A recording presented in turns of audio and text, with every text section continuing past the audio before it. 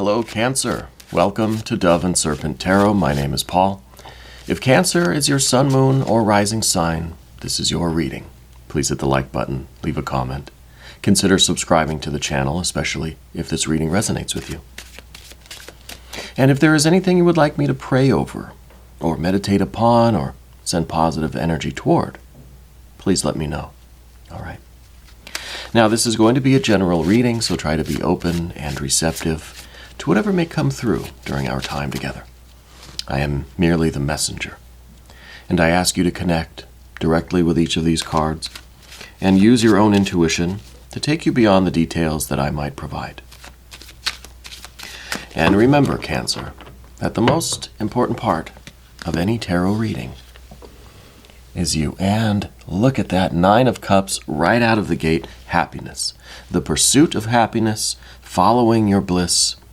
Let's see where this goes, all right? That's going to be our focal point. I think that's going to be the energy that we are meant to concentrate on, okay? 9 of Cups, beautiful. Okay, we've got a Prince of Swords, the Hanged Man. 2 of Swords. Ooh, the Magician. And the Ace of Swords, interesting. 2 of Wands, Princess of Wands, 6 of Wands. Can we do it? Another fire energy? Yes, 7 of Wands. Wow, really lighting up the fire energy over here on this side, on the path of the serpent. This is really good, really strong. Yeah, this is going to be nice. Let's take a look at these energies, but first we're going to select our mystery card, bonus card, confirmation card, randomly right here. We'll put Kevin, aka Mr. Bates, right there on top of that. Now, we're not going to look at that mystery card until the very end, okay, so don't even try. And it will tie everything together. It will give us the confirmation that we need.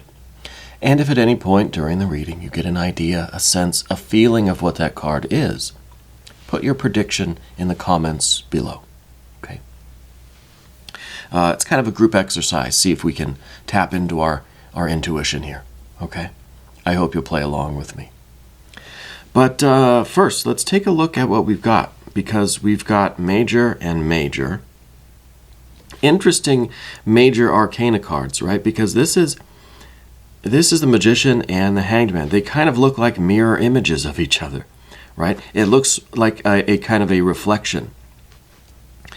This is what we're aspiring to, and this is maybe something that we're kind of trying to conceal deep down within. We'll get there. We'll get to these energies. A lot of fire. We've got just enough water here. And then we've got this air. And the air is very interesting because we're going from a 2 to a 1, right? We're going from this duality to a unity. We're going from vacillation to certainty. This is very nice. But let's start. But you know, what I was going to say is that we don't have any earth energy here. So it's very important for us, I think, to figure out ways to ground this 9 of Cups, to bring this into our daily life, into physical, like mechanical reality, right? And we see that here with the Princess of Wands. This card's in the position of your environment, and this has a little bit of earth in there. This is us finding new ways to participate in life, right? So a 9 of Cups, this is the triple trinity, right, of happiness, success, fulfillment. It's on the physical, mental, emotional, and the spiritual creative planes, okay? And all 3 of these are a unity in and of themselves. So what I mean is that the 3 down here, these are really 1. The 3 in the middle, those are really 1. The 3 up top, those are really 1. So they're all aces, right? 3 aces. And then those 3 resolve into 1 as well, okay? So this card really is about a unity. And to me, this is foreshadowing a kind of life where physically what we're doing is satisfying and fulfilling, right? We're following our bliss, we're pursuing our happiness in the physical world, right? In the mental emotional world, we're also satisfied and fulfilled and happy, right?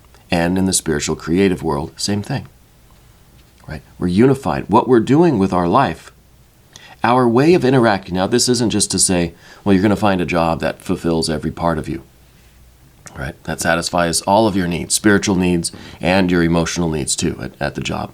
I don't think it works that way, right? I think it's rare, perhaps, to find one activity in life that satisfies our entire being, right? Because we're complex human beings. What this card says is that not that you will find one particular outlet, one particular activity, but that in your life, in all of your activities, you will find satisfaction in greater or lesser degrees for one or more of these areas of your life: physical, mental, emotional, spiritual, creative, right? So it's not so much finding the right activity, but finding the right relationship with activity generally, right? And I think this is what we're going for. And I think that we're beginning to narrow down what kinds of things you want for your life, right? So let's look at the Prince of Swords. Double air, right? Air on air here. This is, I think, a general, not confusion, but a general uncertainty, right? There's a lot going on here, right? A lot of air, a lot of thoughts, a lot of questions. I think that you've been trying to figure out where in your life you can find fulfillment and happiness, how you might change your life, what sort of activities are you going to choose to bring more of this Nine of Cups, right? So what I feel with the Prince of Swords is a lot of swirling air energy, right? A lot of swirling air. And I think we're recognizing that there's a lot of options, a lot of choices here, right? What to do with our energy, what to do with our free time, what to do with our career, our employment, our relationships, our family. And really what it seems to be focusing on here, when we look at the 2 to the Ace, it's a simplification. This is realizing that, well, what I said before about the Nine of Cups is that happiness isn't just going to come from one particular direction, right? It's not that over here is happiness, over here is not happiness.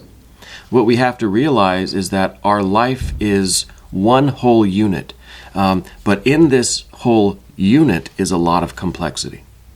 Okay, this is the resolution of all complexity into one ideal, one truth, one word, one mission statement, right? And this, you have to find out what this is for yourself. What is the highest value that you hold in your heart, right? What do you want to base your life on? What kind of person are you? What kind of life do you want to live? Yeah. And then out of this realization or this conclusion or this mission statement, you can begin to make choices in your life that will bring you the most value, the most happiness, the most satisfaction, whether it's a physical activity or it's focused on physical needs, or if it's mental, emotional, or if it's spiritual, creative, right? So I think what's going on is we're eliminating a lot of things from our life that don't serve one of these 3 purposes: physical, mental, emotional, spiritual, creative fulfillment, or that don't in some even indirect way lead us here, right? While at the same time basing all of those choices on what our ultimate mission statement is. Yeah. I don't think we've always known what that mission statement is. Let's put these back. With the 2 of Swords back here, this again, it's kind of the vacillation. It's kind of like, well, sometimes I enjoy going and doing those things, but then, I don't really know that it doesn't really fulfill me. It might be something kind of fun to do as an intellectual exercise, but it doesn't really have much more there. And then you think of something on kind of the other side of the other side of the aisle, and say, well, that's very physically fulfilling, but I don't feel any kind of emotion or intellectual stimulation from it. It's not very creative. It doesn't do anything for my spirituality. So in some ways, we have to unify all of that, right, in a way that allows us to receive more out of the activities that we do, right? You might be focused, maybe you're involved in a sport. Maybe you really enjoy reading about history or biographies or fiction or novels or something.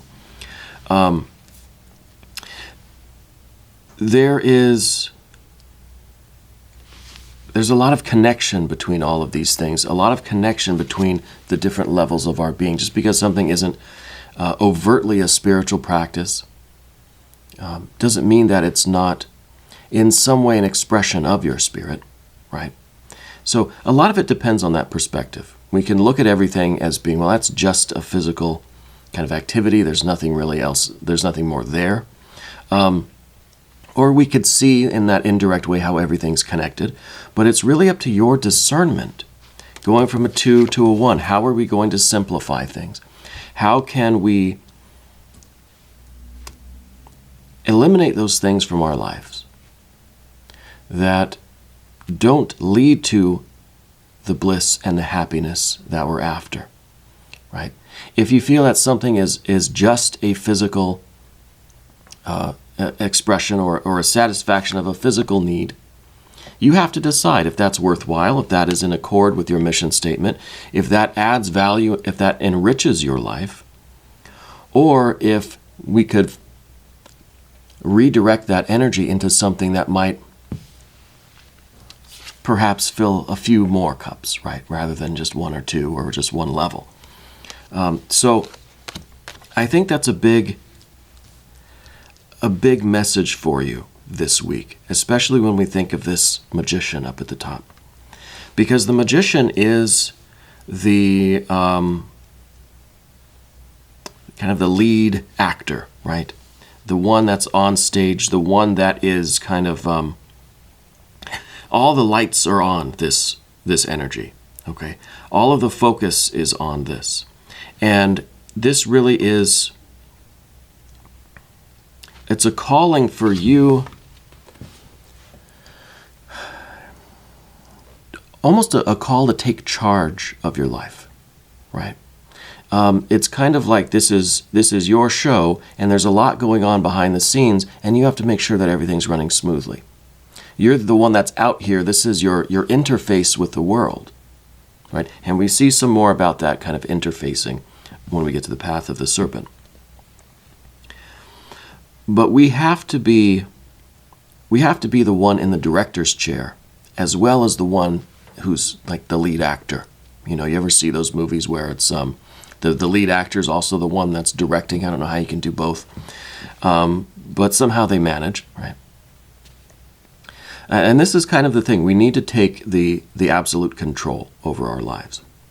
And we need to kind of we need to have a little bit of mindfulness. Now, I don't talk a lot about mindfulness because I think it's overdone, the mindfulness, you know. Too much mindfulness, I don't think, is a good thing. But in this case, we need a little bit, right? And I think that the magician can benefit from some mindfulness to understand if what we are doing is rather routine, if we're just kind of stuck in autopilot doing some of these things. And if we are, let's wake up to that. Let's recognize that. And let's get rid of whatever we don't need. If we find that we're engaged in activities or relationships or jobs or friendships or whatever, studies, pursuits, hobbies, that really don't do anything for us. They maybe fill 1 cup, 2 cups, maybe not even that much, right? It might be something that, you kind of enjoy it intellectually a little bit, but that's nothing much more than that. We have to be able to see that and think, I could redirect some of that energy and find something that is more fulfilling, something that has more value. It's about getting the most out of your efforts, right? The time that you're devoting to a few things in your life, hobbies, routines, automatic pilot stuff, friendships that are there, relationships that are there, that energy devoted to those things, we could redirect and we could have a much greater return on that investment, right, of time and energy. So it really is about kind of streamlining, economizing our energy right now. And I think that's why we have the air energy on the horizontal plane here, because it is something that you've got to think about, something that you've got to kind of analyze. Now, it's not all about thinking. We need the intuition here, and that's what the Two of Swords reminds us of. How to simplify, how to bring all of our activities underneath one guiding principle. This is your deepest core values, principles, beliefs. This is what your life is based on. Okay? And from here, all of our choices must radiate. Okay? And that really is what the magician can do.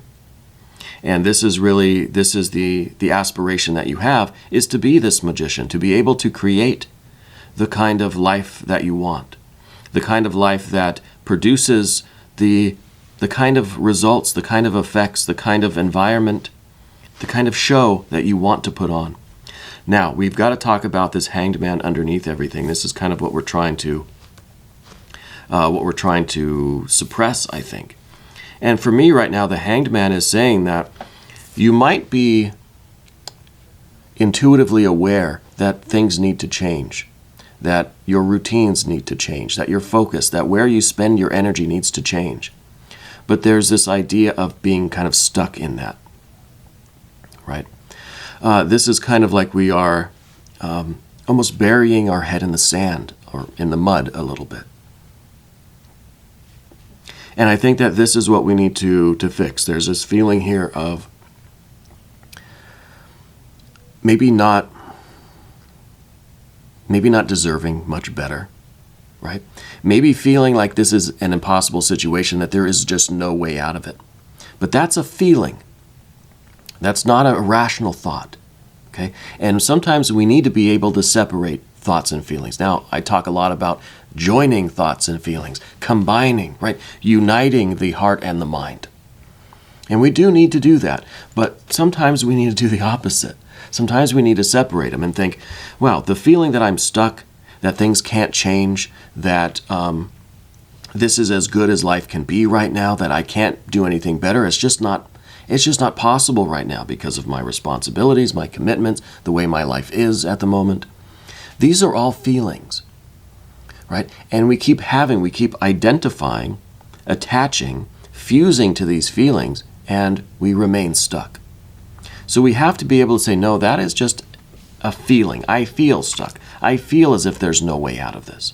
I feel as if there's no way to find more fulfillment and more satisfaction in life, right? To find that, and maybe it's only a couple of these cups that are empty, but those are the ones that really matter, right?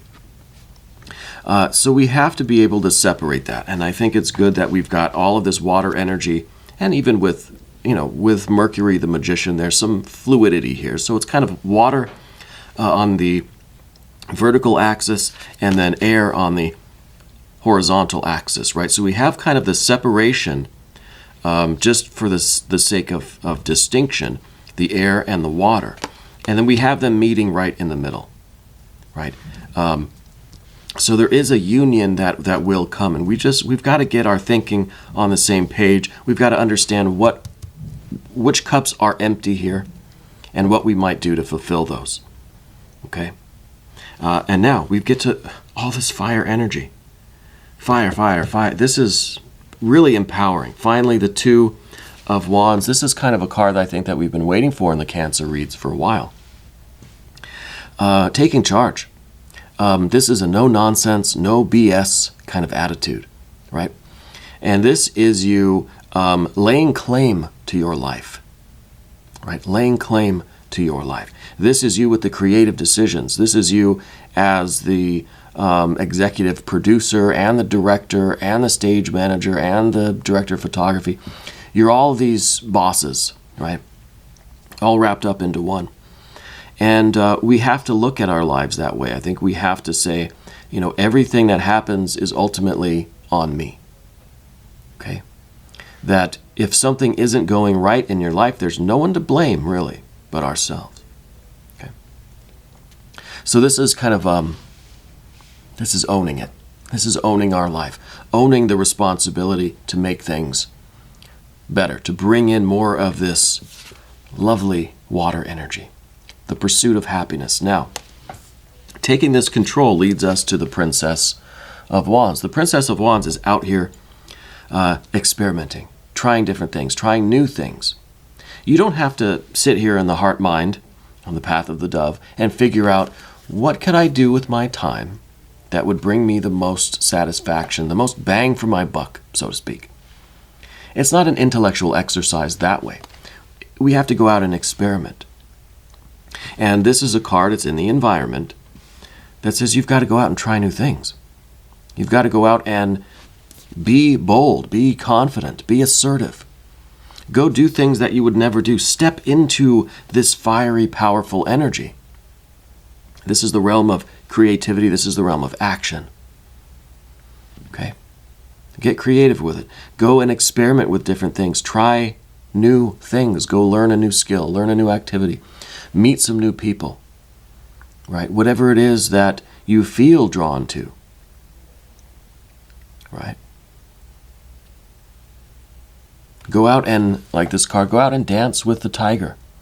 Right? Do things that might bring you out of your comfort zone a little bit. Yeah. And I think it's in that way that we will learn what the possibilities really are. And, we can return to the heart and mind to refine the data that comes in through this experimentation. You go out dancing a few times and you realize, I really don't like to dance. Maybe it feels good physically, but, it doesn't really do anything else. Or maybe you really like it emotionally, it's exciting, but then it's too taxing on your physical body or something, whatever it is. I don't really like dancing, if you couldn't tell. But I think this is necessary for you to do, to find out what you like again. To find out what can bring you the most of this water energy with the least amount of time investment, the least amount of energy wasted, I guess, right? Because ultimately what we want is every moment of every day, everything we do, to have this Nine of Cups, to have this bliss and this happiness, even in tying your shoes or washing the dishes, to feeling like this is the most fulfilling thing I could be doing right now. And that's a pretty lofty ideal. I don't know that we'll ever feel that way. I don't know if washing the dishes can be physically, mentally, emotionally, and spiritually, creatively fulfilling. But it's in living a life as close to that ideal as possible, so that in everything we do, every choice we make, we're following our bliss. Yeah, maybe washing the dishes is not really doing anything for the Nine of Cups, not directly. But indirectly, it's keeping your kitchen clean, it's keeping you healthy, and it's preparing you for the next time that you're going to create a wonderful meal. And maybe that's something that you really like to do, or feeding your family, or just the satisfaction you get from having a clean kitchen. Something like that. So it could be indirect, right? It doesn't have to be a direct, satisfaction. So because then nobody would probably wash dishes. Now, I like washing dishes. I don't know what it is. To me, it's kind of a meditative process. I like the hot water. I like the just the kind of rhythm of washing, and I don't know. But the point is, we can find this kind of harmony with our mission statement, our purpose, our values, in the simplest of things, the most mundane things. So we need this Princess of Wands, because this is the connection with Earth that we have. This says that all of this needs to be borne out in the physical activities that you do, in the world of movement and motion. Okay? Now, the next card is the Six of Wands. This is a confidence, I think, that is really going to be swelling up in you. This is Jupiter in Leo. This is very expansive pride, very expansive confidence. And this is a caution for Cancers, because Cancers can have a tendency to overcompensate for some of this water energy, you know. There's a tendency to get a little exaggerated with things. And so we're careful with the Six of Wands. We need to be proud of ourselves. We need to own our life. We need to feel like we are the creator, like we are the magician of our life, right? That, you know, we're making magic, right, in everything that we do, even tying your shoes or washing dishes or something. Everything can be a magical moment. But we need to keep our egos a little bit restrained, right? So this is the card in the position of the obstacle, the difficulty. The fear, worry, or concern here is an overinflated ego, okay?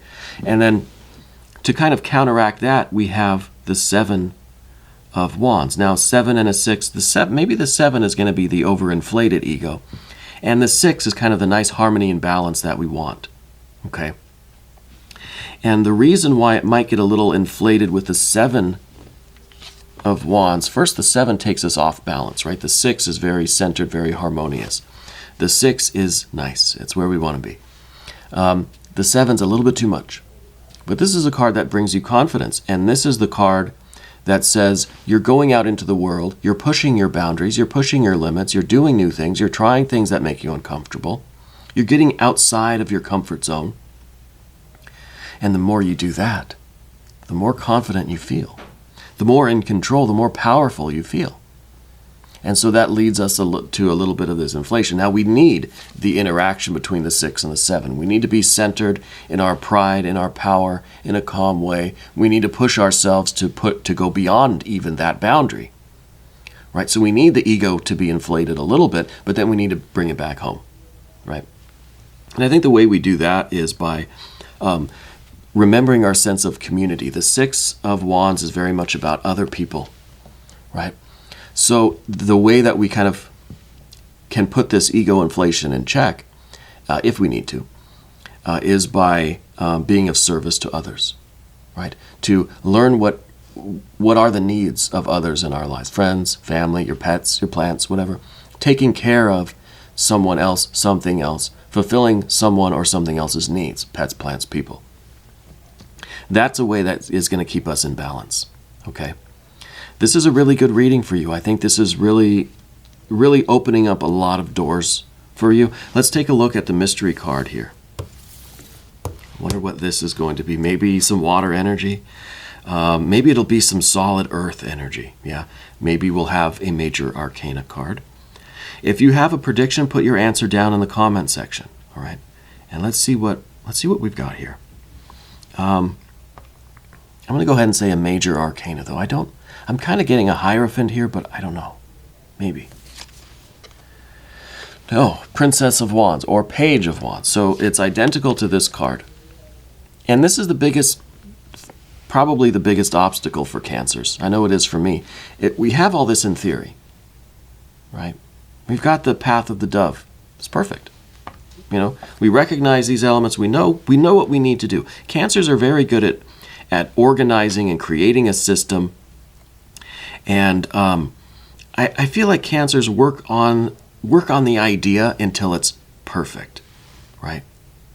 And it's almost as if getting that book written is the accomplishment. That is the satisfaction. That feels better than implementing it, right? Getting everything organized. It's like I'm a solar Cancer, okay? So this reading hits home for me. And I know for myself, when I used to do the bullet journaling, right? In my own way, but I tried to do the lines and make the little spreads and the charts and everything. And I would find that I spent so much time drawing the lines, and I'd make a mistake. I'd have to throw it out. I'd have to get a new journal, right? I know it's embarrassing. I don't want to talk about it, but I would draw the lines, I'd make the charts, I'd write all the little words, and I'd do everything. I would track my diet and my exercise and, some of my meditation practices and stuff. I'd have like little line graphs. My cat remembers those days. And making all of those templates was the satisfying part. drawing the lines, using the ruler, making them straight, measuring and figuring out, how long everything should be in the boxes and stuff. And that would take me so long to do, days really, to get it just right. And that would be enough for me. Then I didn't even really want to use it. Then I barely wrote in it for the rest of the year, right? Because that was the fun. That was the satisfaction, right? That was it. And the way that this relates to the Princess or Page of Wands is that we need to take all of this planning, all of this organization, while it is a meditation in itself, while it is, maybe you're writing stuff down, you are doing something physical, but we need to then take that like outside of ourselves. And not just in a way that I would write my templates in the journal, and that's a physical thing, right? But I'm not really putting my creative energy into it after that point. It's almost as if just the setup is what we like. We don't like the execution of it. We don't like the actual practice, like we like learning, but we don't like doing sometimes. So I think we're getting a repeat of the Page of Wands to show that you need to take this outside of yourself. You need to take whatever it is that you do in this process, whether it's planning or charting or writing down or making lists. All this thinking that we're doing, we need to take it out into the real world. And that's part of what this Magician is about, part of what this Two of Wands is about, having the power and the confidence to go outside and try it out. Right? You did all the math here. Well, now you got to go into the real world and test your theories. So we have a repeat of this. This says get out of the house and go do these things.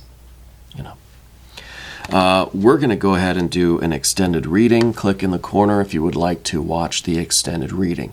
New Cancer readings Tuesdays and Saturdays, 6 a.m. Chicago time. I want you to know that you're the most important part of Dove and Serpent Tarot. I thank you, and I love you, and we're all in this together.